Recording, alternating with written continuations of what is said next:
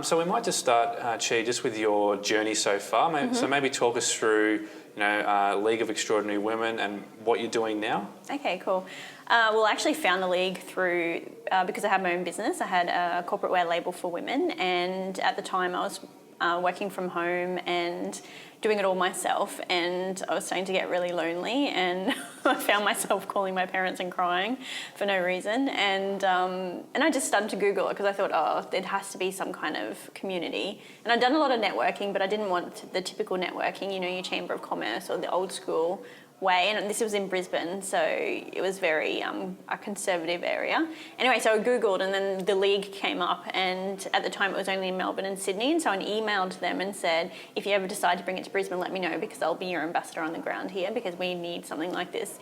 And lo and behold, so it happened, I became their first crusader in Brisbane, and then I did my 12 months, and then I came to the end of my tenure, and they offered me the general manager role, so I moved to Melbourne for that, which was exciting. And then I left October last year to pursue some of my own projects and just have some time off, really. And so now I'm just doing, I actually did have a little bit of time off, but I'm doing bits and pieces now. So I've launched a social media agency. I'm doing some copywriting for some clients and helping them with their branding. I'm project managing a startup in the financial services industry, and just working on a couple of other things on the side as well. So.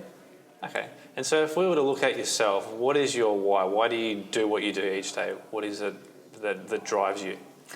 Well, I loved, when I think about that, I think I'm really passionate about women pursuing their dreams, and that has always been something that was really important to me. I've always been very career focused, and I've foregone relationships and having a family and things like that in pursuit of my career and my ambition, and the fact that I think that, and I'm a really big believer that, and I've always believed that everyone has been gifted with a unique set of skills in order for them to achieve a specific purpose. And I think part of why I loved the League was because it was a lot of women who were on purpose. They'd actually just discovered what it was, and then they were pursuing theirs. So in terms of mine, I think I'm actually really passionate about women. That's why I loved working with women through my label, because I used to style them as well, and then we work out what looks good on them and and then feel really good. So they go from feeling really not very confident, not feeling like they were very attractive, to after a session understanding what their body shape was, and then they'd feel empowered to actually wear these clothes and feel confident, and then and through the League it's also again been working with women. So I'm actually really passionate about women feeling, looking good, and actually being the best version of themselves. And I think a lot of that is actually attached to them being happy within their vocation, and I know a lot of people are not happy or fulfilled through their vocation, which is why I think that communities such as the League are so important, because it actually gives you that base and that inspiration and the support network to actually go out and give you, I guess, the courage to follow it, because you look at someone else and you think, well, if she can do that, then I can do that. So. Okay, and so early in your career you had lots of different jobs. What was the aha moment where you decided to go, no more working for the boss, I'm going to be an entrepreneur? Oh, God, I was the worst employee. I used to... because I did HR and psychology at uni, and I wanted to be an organisational psychologist. That was my reason for doing that. And then if I'd actually done any kind of research, I would have realised that was actually 7 long years at uni if I wanted to go down that path. And I just thought, after 4, I just thought, God, get me out of here. And I was just done, because I'm not the best student, I'll be completely honest. I often wouldn't go to class. I'm actually surprised I passed. And I took myself off to Brisbane and got into recruitment. But I think everything I've ever tried, and my biggest thing is, if an opportunity comes my way, I always think it's because I'm a big believer in fate. So I think if an opportunity has come my way, it must be there for a reason. So I say yes to everything, literally. And professionally, of course. Yes. I say yes to everything and then just go with it. And if I don't enjoy it, if it doesn't actually make me feel, I use this like your soul's singing, then I realise that it's not for me, and then I leave. So I ascertained that quite quickly, and based on my circumstances at the time, often I'll leave a job without having another to go to, because I don't believe in being unhappy, and I just think that something will come along, and I'm resourceful. And so I just I think that when something feels good for you, it's good. If it doesn't feel good, it's not good. It's actually really simple. Okay. And for those out there that are wanting to sort of change their life like you did, what steps would you recommend that they take to do that? Well, I think they actually need to start to think about what they think about in their spare time and what do they do with their spare time. I mean, what are they really passionate about? If they're not loving their job, is there something that when they were a child that they loved and that they really, really enjoyed and they just didn't believe that they could somehow transition that into a job or a business? What is it about that? Because everyone has their passion. So what do you do in your spare time, Tim? Do you have a passion that you work on the side? Yeah, so as you know, I'm a blogger, so I write lots and lots of content, read lots of self-development books, that sort of thing. So you know where you're headed and you're taking action towards that. So a lot of people actually have no concept of what they want to do or why they actually even do it. They're just on the kind of the treadmill and they just get up, they go to work, they follow the same pattern every day and they just don't understand. So I think it's... I always look back to what feels good. So what do I think about in my downtime? What does my mind always go to? And that's why I started my label, because I always loved clothes. I mean, when I had my first job at Woolworths and I got my first paycheck when I was, 15, I went to Sports Girl and bought myself an outfit. That was my first thing. And even when I was at uni, I used to spend all my money on clothes. So I would ring Mum and say, I need $300 for my textbooks, Mum. And she's like, okay, here we go. I'll put it in your account. Thanks, Mum. And then I'd go out and I'd buy clothes. I wouldn't buy textbooks. And then I'd ring my sister the week before the exams and I'd say, Carly, can I borrow your credit card because I'm a poor uni student and I've spent my textbook money. Can you help a sister out? And don't tell Mum.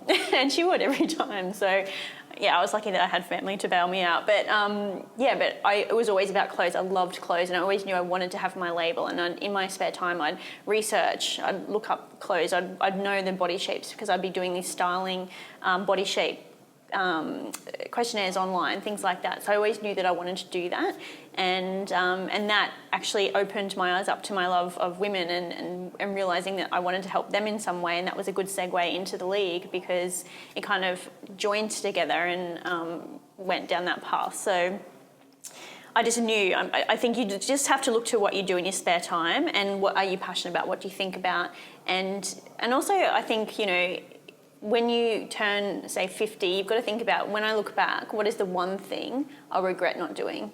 And that was pretty much the question I asked myself when I decided to do my label, because I was at a crossroads and coming out of a business and a relationship, and I just thought, what do I want to do? And it was just, I just want to have my label. I really, really want to design, and I really, really want to get it just to have my own style, and that's what did it for me, and I just did it. And so for those that are stuck in that pattern that you mentioned, how do you interrupt the pattern? That's actually a really good question, because I think that's probably one of the toughest things, because it can be really scary and it takes a lot of courage sometimes and belief, especially if you haven't worked in that industry before or had any experience doing it or even know anyone who's actually done it. I Googled a lot, so I actually spent a lot of time online. So I spent 15 months in a job that I hated because it was lucrative, it earned me a lot of money and I saved a lot. I actually stopped going out, I stopped spending money on clothes. I just didn't have a social life for that period of time, and all my money I just saved and I researched, and so I actually negotiated a 4-day work week. So I did all my hours in 4 days and then I had 3 days off, and then I started doing short courses. So I Googled short courses in Brisbane, so I started doing, I did a pattern making course on a Monday night, and then I enrolled in a fast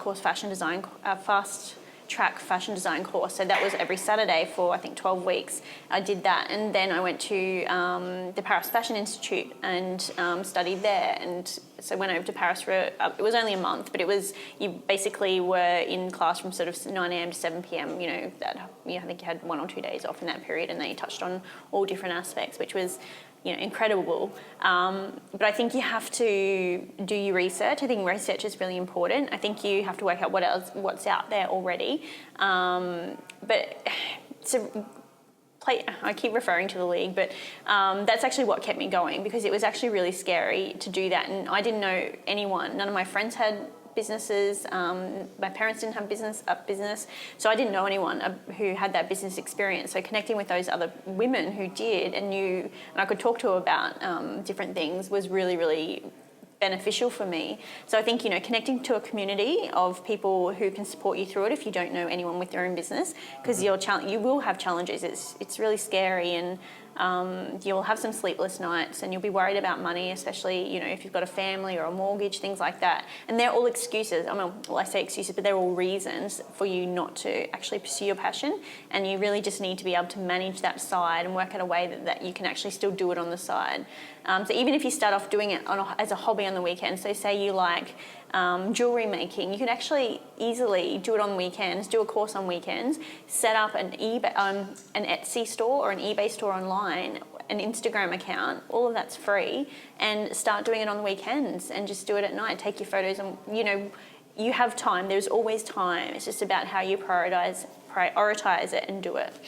And so at what point through all of this did you know that you'd found your purpose and that, you know, you were going to do the social media agency or even the label? Because it made me feel different. I felt different about it. I was excited. So when you're in a job that you don't really enjoy, and we've all been in jobs we don't enjoy, you kind of drag yourself to work and you get through the day and you kind of probably spend a bit of time on the internet, and you might have a longer lunch than normal, or you might find yourself going to the toilet really just to get up and get away from your seat. You're not inspired, you're not passionate, you're not really enjoying the work, you're just going through the motions. When I had my label, I was waking up at 5 a.m. and I'd work for 2 hours on my label before I even got started to get ready at 7 to be at work by 8:30. So I would get up really early, and then when I came home at night, I'd do it again. So I wasn't watching TV, I just prioritized my time and just worked out, okay, so where could I best spend it? And I was excited.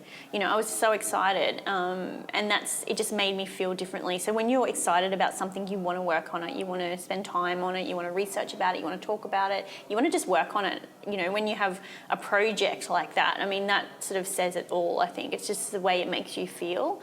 You'll feel differently, you'll feel inspired, you'll feel on purpose, things will happen for you, you'll start to talk about it, and such will then say, oh, I know that person, you know, you might be able to stock your jewellery in their store. So things will start to happen for you, because I don't know if you've read The Alchemist. I have read The Alchemist. I love The Alchemist, and I just think that the universe wants you to succeed. It wants you to find your purpose. So, it will give you taps on the shoulders every time you keep ignoring what you're meant to be doing. It will keep tapping you on the shoulder and giving you these little opportunities to go in the direction of your purpose. And then once you started down that track, I truly believe things will start to flow and fall into place, because, you know, that's the way you're meant to be going. And people who just ignore those little taps, I just think, you know, are you really happy doing what you're doing? And is this when you're kind of lying on your deathbed and you think back, are you really going to be, you know, proud of what you've achieved, or, you know, are you going to have regrets? And I just think, worst case scenario, you lose some money. Okay, you just work out whatever your worst case scenario is for your situation, and if you can live with that, do it. Okay. And in a global economy where everything's been automated, lots of people are having their jobs replaced, do you believe that creativity is the new currency, or what do you think about that?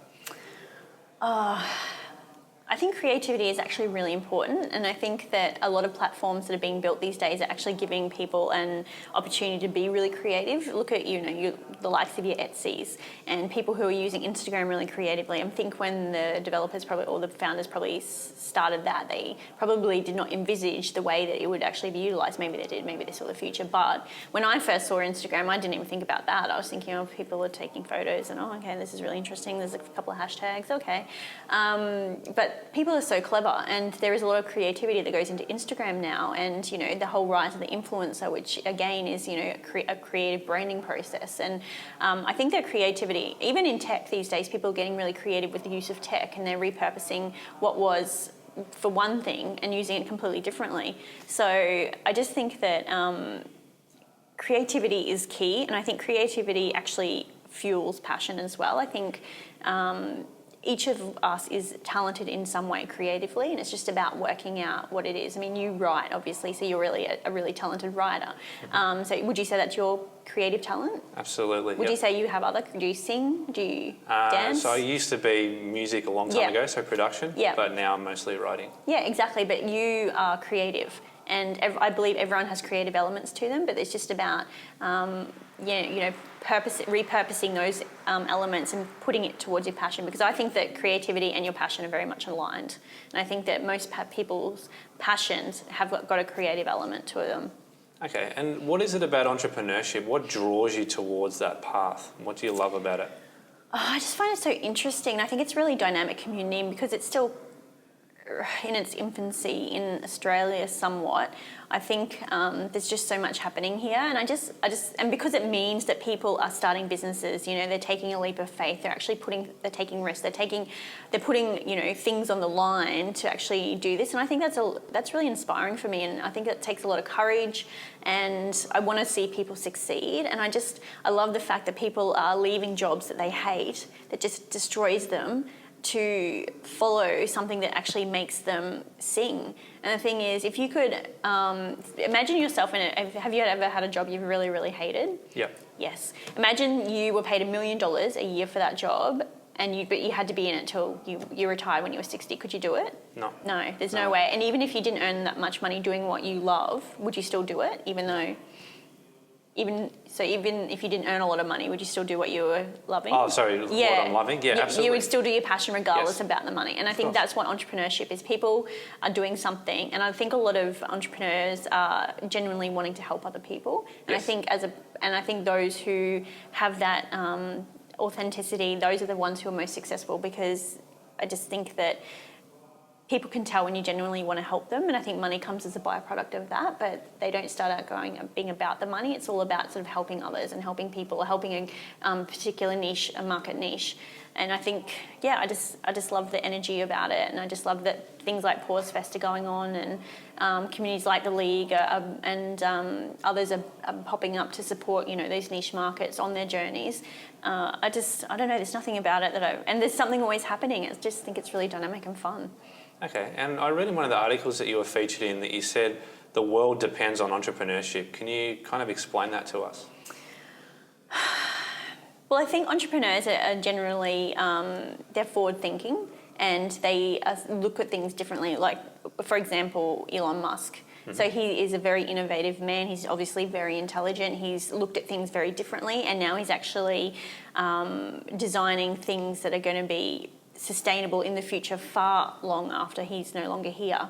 And if it wasn't for people like Elon Musk, then we would still be in the dark ages. The likes of this Steve Jobs. I mean, true entrepreneurs, they're actually changing our way of lives. I mean, if it wasn't for Steve, we'd still be having those old Nokias. Could you imagine? You wouldn't be having an iPad in your lap. No. There would be no iPhone. These they drive the world forward, because all the corporations, they're still stuck in this is how we do it. This is the way it's always been done. They're not really interested in innovation, but then other people who come into the market, they're innovating, and they're actually stealing the market away from them. And that's the only reason these old dinosaurs are actually now innovating and trying to keep up, because these other people like Uber, for example. Have you tried to get a taxi in Melbourne? I have, yeah. It's terrible. It's a horrible experience. They smell. Half the time they don't even turn up. I mean, I've called a cab, and 50% of the time it just didn't turn up. Or if it turned up, the guy would be rude. And if I was going to the airport, I would have to, he wouldn't get out of the car to try and help me put my bag in the back of the taxi. Just sit there and look at me. He might pop the boot. But it's not just that. Yesterday I noticed I had 2 different Ubers, and they're both female drivers. I've never seen a female Really? taxi I've had female driver. drivers. I've had 2 before as well. Yeah. But Uber, they've seen this gap, and now the taxis are up in arms. But the thing is, they had a monopoly on it. They had an opportunity to provide a really good service, to be pleasant, and to really capture that market, because literally they were our only option in terms of that. But now Uber's here, and they're providing a far superior product or service with which is cheaper, and it's more pleasant, and they're actually reliable. It's transparent. They've used technology to do it, and I kind of like the fact that my money is going to someone who could be a uni student, or his.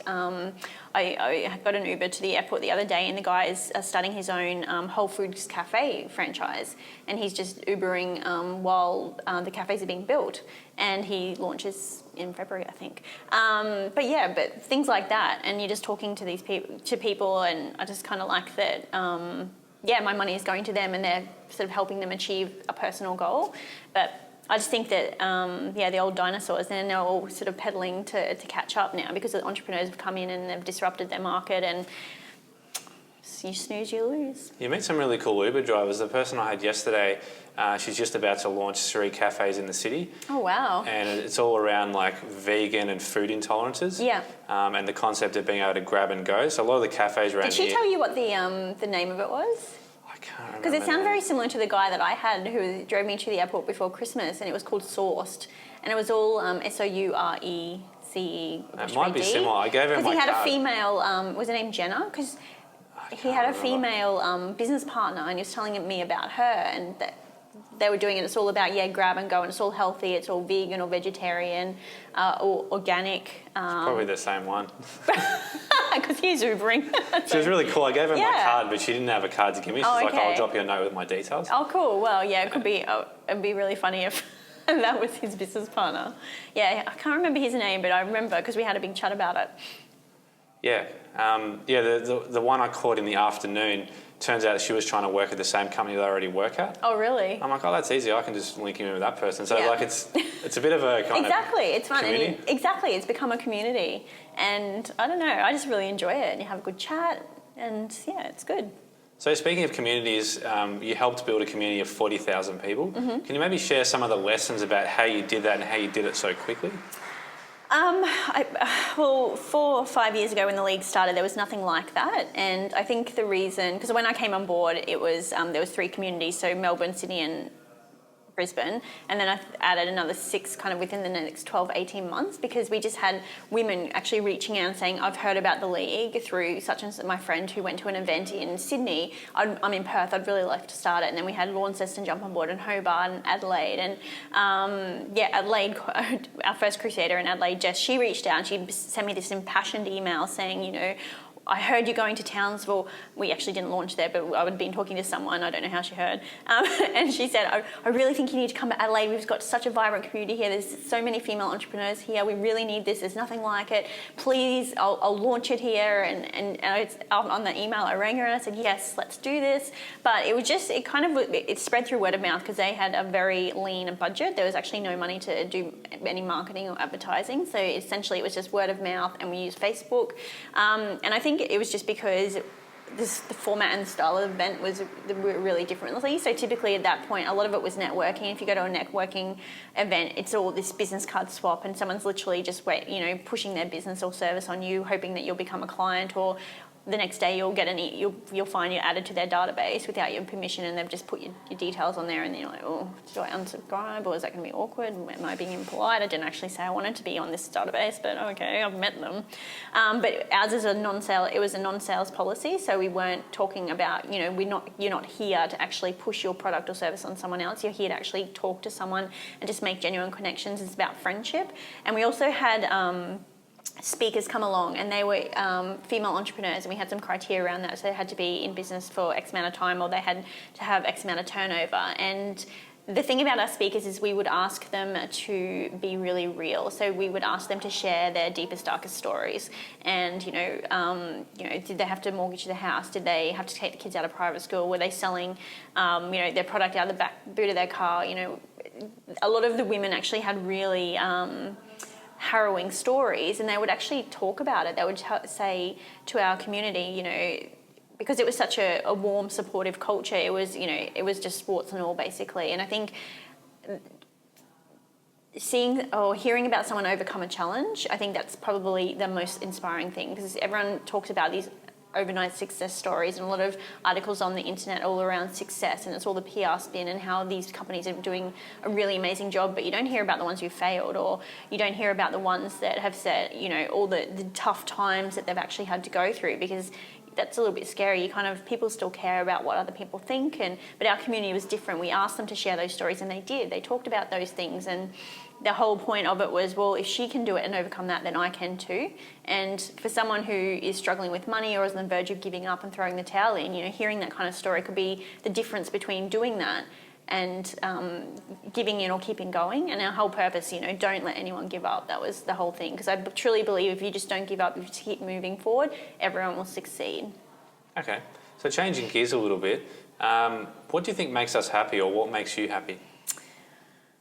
I think one of the biggest problems with our society is that we put the responsibility of our happiness in the arms of someone else, or we look for happiness in shopping or food or addiction, cigarettes, drugs, pokies, gambling, when really I think we're responsible for our own happiness, and actually we have everything within ourselves to be happy. But I think a lot of it is actually, we live in a society now, and I think it's tough because we didn't grow up with social media. I mean, when I was grade 12, we just got internet at home, and it was the dial-up, and you couldn't be on the phone at the same time because you had the internet plugged in, and you had to pre-buy the hours. And oh god, I feel so old. But yeah, I mean, and so the social media as well, because everyone sees everyone's highlight reel, and we're natural comparers. We're voyeurs. We watch other people's highlight reels, which is the buzzword now, and then think that that's the life that they're living, when really it's actually not. And I think people forget about how to be real and genuine and things like that. And I think your happiness is actually attached to what you do. I think kind of attaching to your purpose and finding it and making sure that you're fulfilled through your vocation, because you spend more time at work or on your business than you do in any other aspect of your life. So you need to make sure that what you're doing is actually really important. And I think I'm a big believer in personal development. I think personal development is really important, and I didn't learn about personal development until my late 20s. And I've read a lot of books since then, and I think that's really important as well, because I think we dull our senses with TVs. We'll come home from work, especially if we're unhappy, we'll come home from work, we'll just sit in front of the TV, we'll maybe get online, go through social media, we don't do anything to actually feed our brains. If you're not passionate about what you're doing, and if you're feeling lost, you just continue to stay in this pattern and become more and more lost and more disillusioned and more unhappy. And it's about breaking out of that and working out, what it is that I love, what do I want to do with my life. And I think everyone could actually, who's feeling lost or feeling unhappy, could actually, benefit from thinking, when I'm 50, what do I want to do with, or if I'm on death's door and I think about my life and I've stayed in this job, or this is my whole situation, am I going to be happy? What am I going to regret not doing? And starting from that point, and then starting to make a list of what you want to do with yourself, and start to repurpose that time. Stop watching TV, stop getting on social media, get off that stuff, get off what are they called? The Xboxes, and I was about to say Game Boy. I'm like, oh, that's a bit old. Yeah, Xbox. That's 90s. Yeah. Oh god. The Xboxes and whatever, and doing things that are just basically wasting your time, because you're wasting your life doing that stuff. And start reading some books. Do a bit of research, your top 10 personal development books, or the top 10 books to read when I'm feeling unhappy or I'm lost, or find someone who is really inspirational. If you follow, my housemate loves Tony Robbins, obsessed with Tony Robbins, talks about Tony Robbins constantly, but she's always listening to his podcasts, reading his books, goes to his conventions. Another friend loves Oprah. She's, feels that Oprah almost brought her up. But that's the thing, they have their people that they really aspire to be, and they read their books and they watch but find a positive role model, even if you don't have one in your life, within reaching distance. YouTube is just a fountain of information in terms of how to do different things. And I mean, seriously, you do not even need to pay for information anymore. I mean, people barely need university degrees. Just Google people, watch YouTube, get on. There's just so much information out there now, and a lot of it's free. And there really is no excuse for not getting yourself up out of what you're doing and finding something that you love and taking action towards it. There is a solution for every situation you'll find. Okay, and so given all that personal development, what's your definition of success? Do you know that's actually changed for me? When I was a young, naive uni student, and I was obviously very materialistic and probably very superficial, I used to think that my happiness was attached to a figure in terms of a number. So I always think, if I earned an X amount of dollars, or this is my salary, I'd be happy. So I was always working towards this particular figure that I had in mind, because that would obviously make me happy. And I actually achieved it because I gave myself till I was 30 to achieve it, and I actually achieved it before then. And nothing actually happened. Nothing I didn't, scream for joy. It didn't make me feel differently about anything. I didn't feel proud. And it was because I was doing a job I hated, but I was doing it because it paid me really well.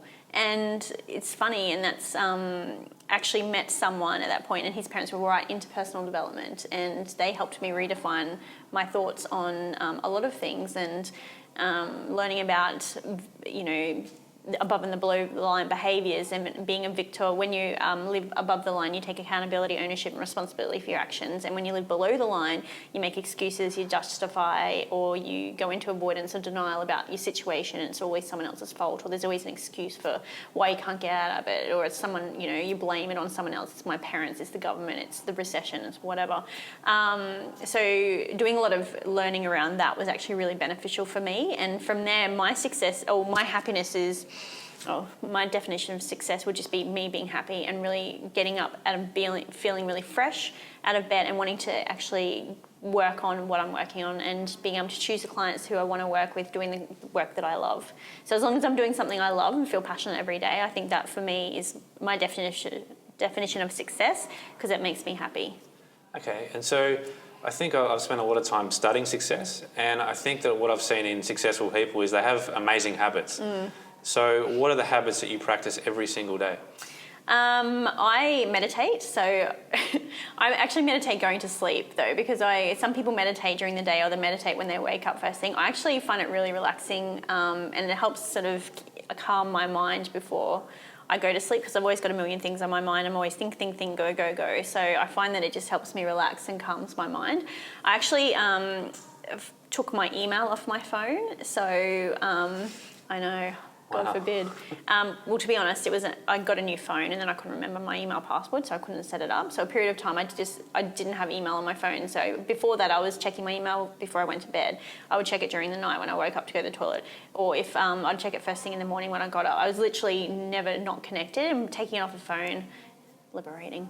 I think exercise is really important. So, finding an exercise that you love. And the thing is, I'm not an exercise person, but I do it because it makes me feel good and it gives me energy and makes my attitude more positive. Because I find that my productivity on the mornings I've exercised versus the ones that I haven't, I'm far more productive. And then positivity. So in terms of positivity, I always, if I'm feeling a little bit low, I'll write down things about my life that I'm grateful for. So 5 things that I'm grateful for in terms of what's happened that day, or some things, if I'm feeling a bit low about me in general, I might write 5 things that I like about myself and do that for a period of time to help pick me up. And I'm also a big believer in reading personal development books. So one that I read recently, which I really love, was called Ask and It Is Given, because I'm a big believer and you can create your own life. And it's just about setting goals and thinking about it and taking action towards those goals.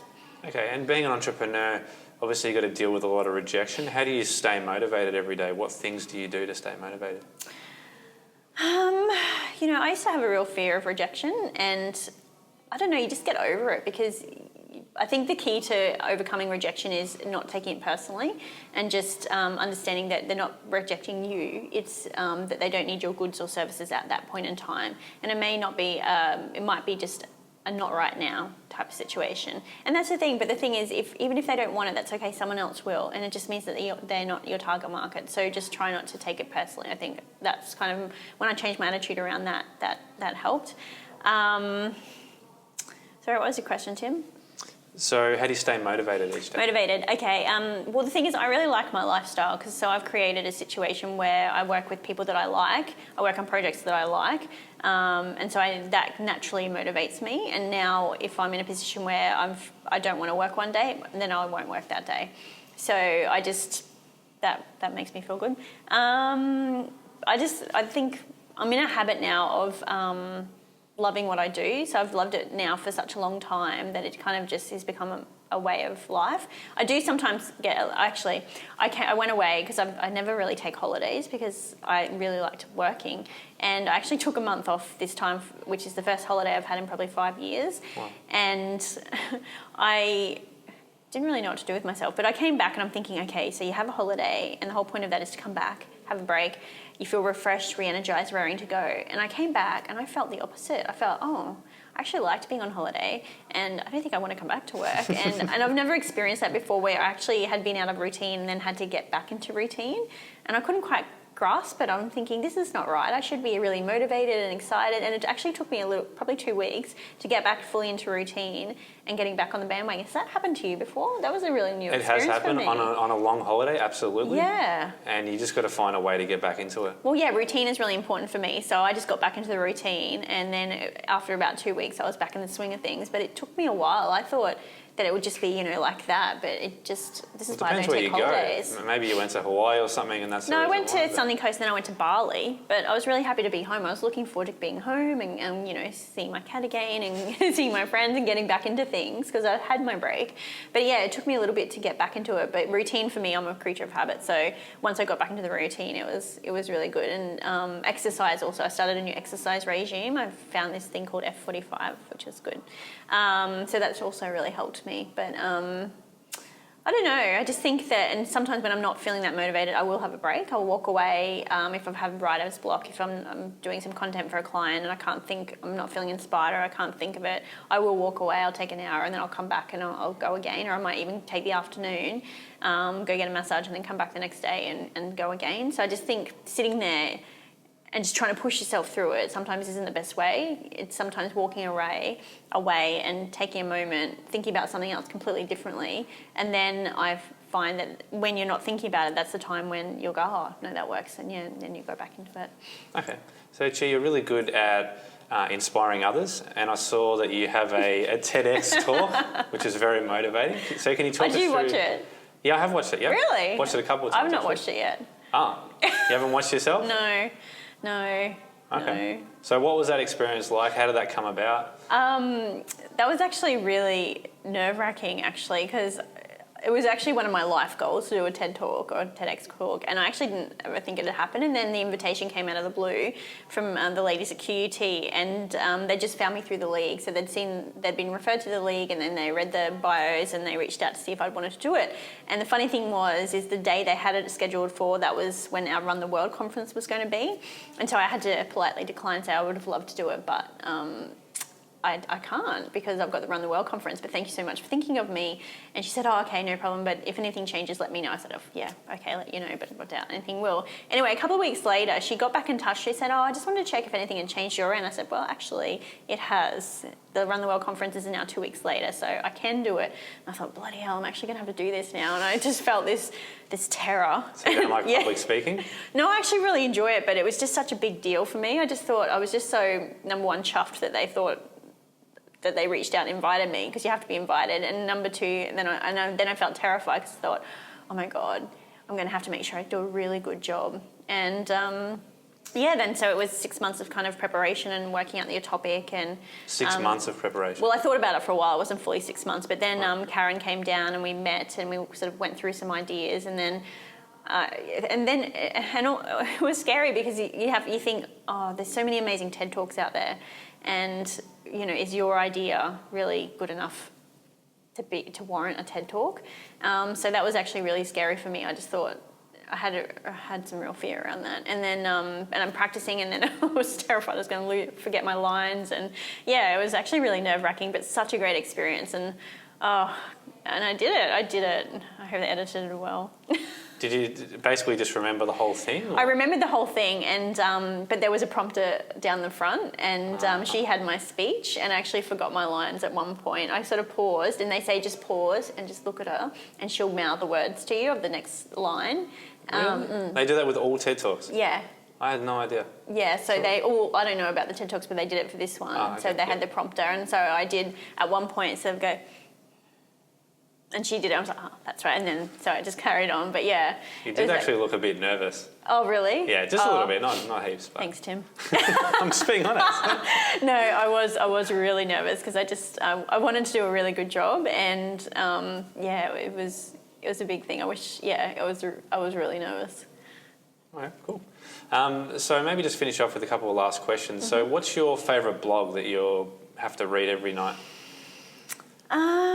What's my favourite blog? I actually don't read a lot of blogs. I actually more read books. Mm-hmm. So I like I like John DeMartini, so I read a lot of his books, and I follow his Facebook, and I read a lot of his posts and things like that. I referenced Ask and It Is Given, and I'm about to start reading that again because that's really important. I I really enjoyed it, and I think they've got some good concepts, but they also have really good exercises that you can implement. And I like, and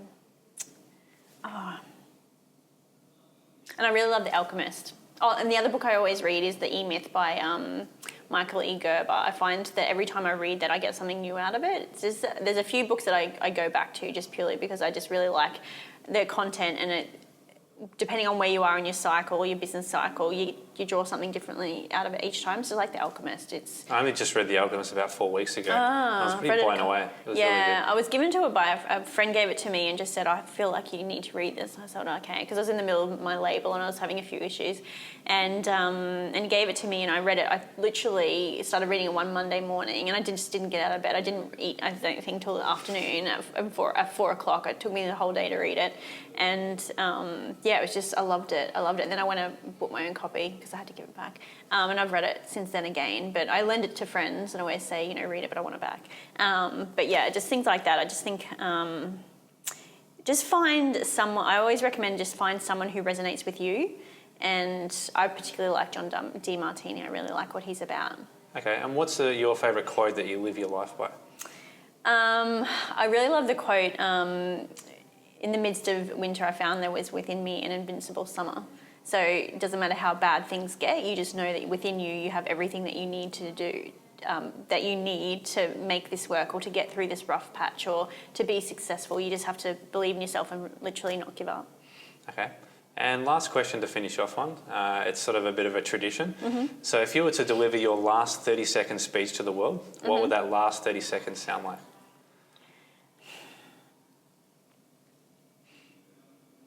You're going to have to edit this silence out. So what would my last 30-second speech to the world be? Is this when I'm on my deathbed or? Yeah, so you basically, that's it. It's going to be the last speech that you ever deliver, and it can be 30 seconds. Okay. I would say something along the lines of just believe in yourself. I think that regardless of what happens, if you have a strong set of values and you believe in yourself really, really strongly, then there's nothing that you can ever encounter that you can't get through or over. And just know that you have everything within yourself that you need to make whatever it is you want to do work. It just is about you making that decision and then committing to it and then taking the action. Okay, cool. And G, just to finish off, if our audience wants to connect with you or they want to see what you're up to, where can we find you? Probably my website, so chiquita.com.au. Okay, awesome. Yeah. Thank you very much. No worries. Thanks for having me.